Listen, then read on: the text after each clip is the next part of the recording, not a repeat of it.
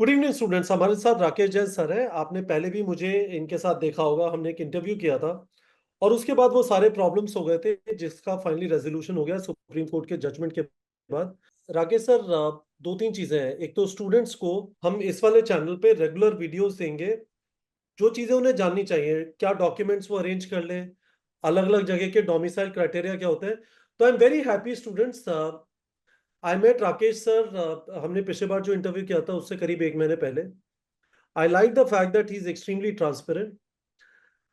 I like the fact that इनके पास जो data का क्वालिटी है वो बहुत अच्छा है।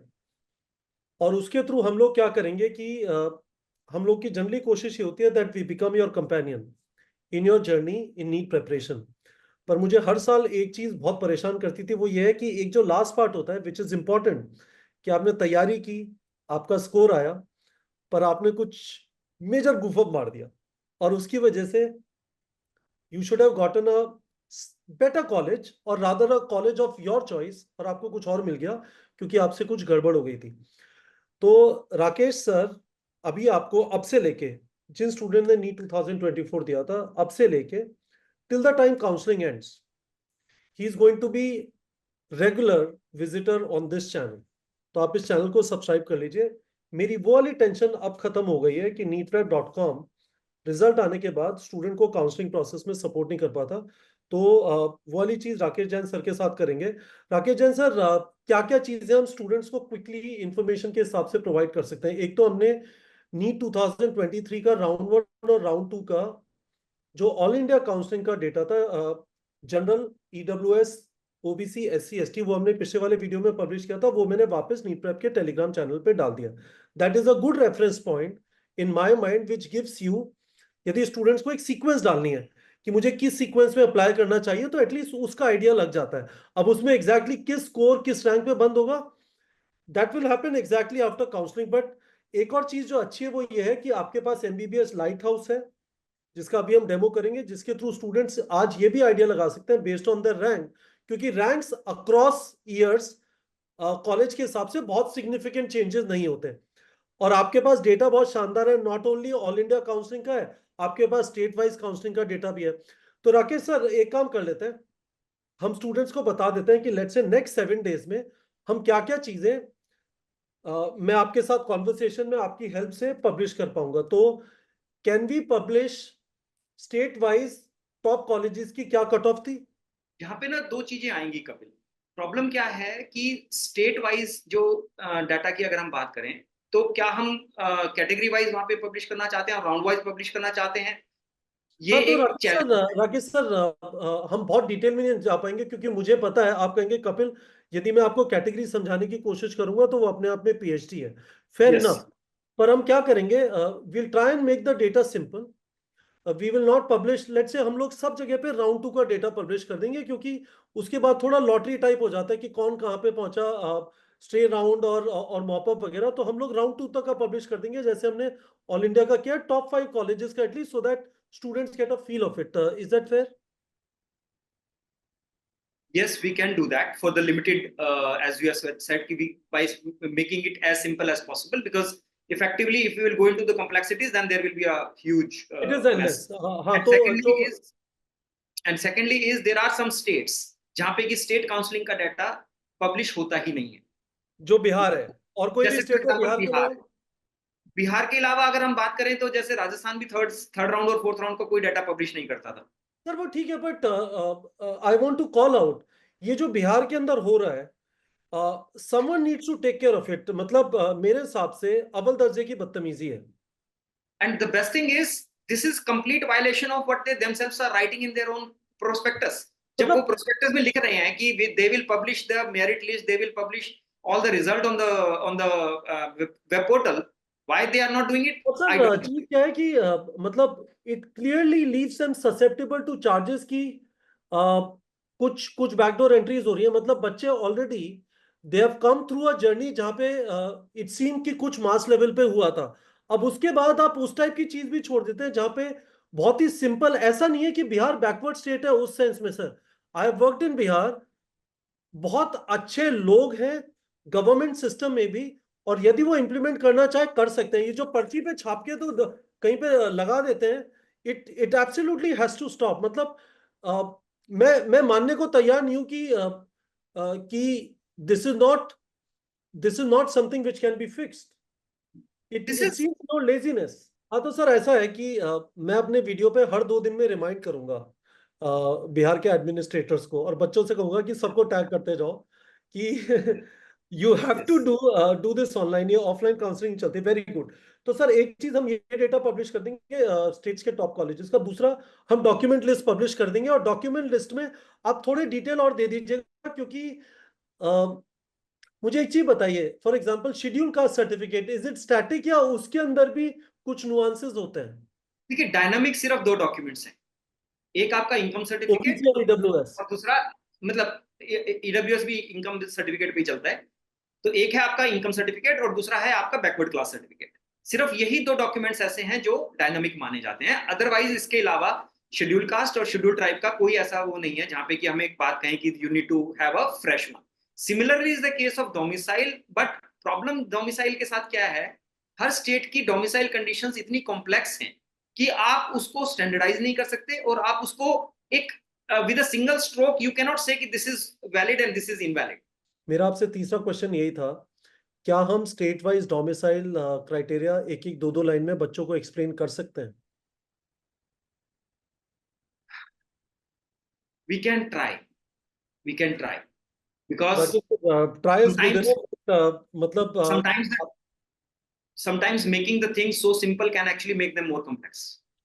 देख लेते हैं, बट क्या है कि I don't like the fact कि बच्चों को पता नहीं है, and it plays a significant role in the decision making which happens, right?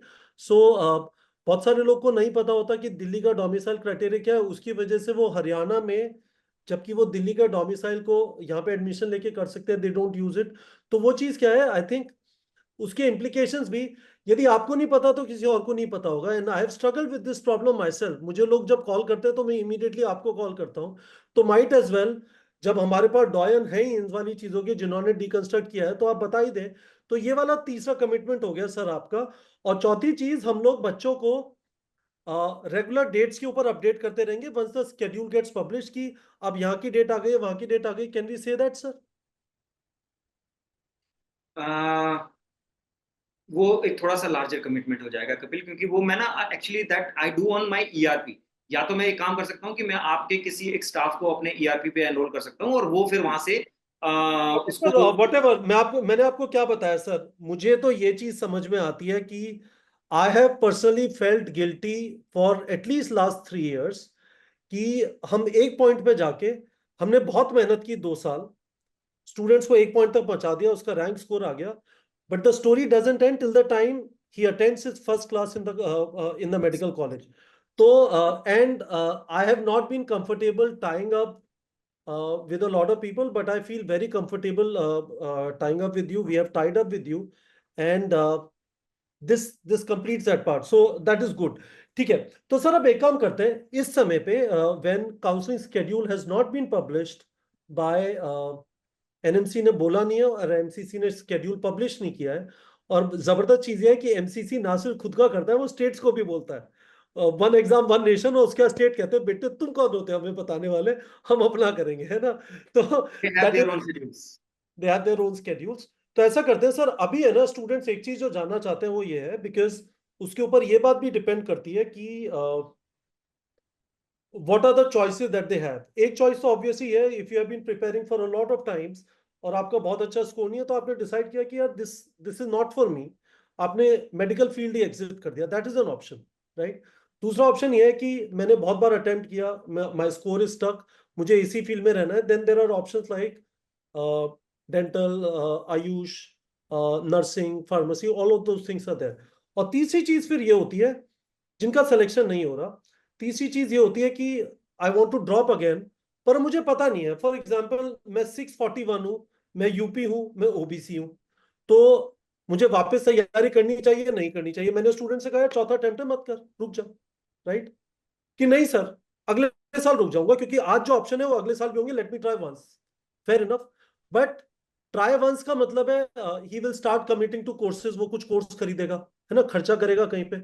अब वो खर्चा करने से पहले ही वांट्स टू बी 100% श्योर कि मेरा इस साल होगा नहीं। फिर मैंने आज आपको कॉल किया और फिर हमने उसे बताया स्टूडेंट को कि हमें लगता है कि ओबीसी यूपी, यदि all India cut off change होने के बाद अब जो रिजल्ट रिपब्लिश हुआ है उसमें कट ऑफ शायद ऑल इंडिया का जनरल कैटेगरी पर शायद 652 होना चाहिए। आप 2 नंबर कम कर लो, ऑल इंडिया के लिए 650 हो गया, ईडब्ल्यूएस ओबीसी के लिए। पर यूपी का कट ऑफ ऊपर जाता है तो यूपी में ओबीसी शायद 653 654 पे मिलेगा, तो 641 बॉर्डर लाइन केस भी नहीं है, राइट। तो मूव ऑन। तो मैं अब क्या करना चाहता था, हमने आपके साथ पार्टनर किया है, you have a very reasonable price paid product, 1179 उसकी फीस है, जिसके थ्रू एक स्टूडेंट एक बार अंदर आके अपना सारा डेटा भर के, आप काफी सारे क्वेश्चन पूछते हैं, we will go through that, आप उसे प्रिसाइसली बता देते हैं कि ये वाले कॉलेजेस आपको मिल सकते हैं, राइट। तो I want to go through that and Rakesh sir आप मुझे इसमें थोड़ा गाइड कर दीजिएगा, I will be talking but मैं आपसे पूछता रहूंगा। तो मैं अपनी स्क्रीन शेयर करना चाहता हूँ, लेट्स स्टार्ट डूइंग इट, क्योंकि I am personally very very impressed with this thing. और मेरे हिसाब से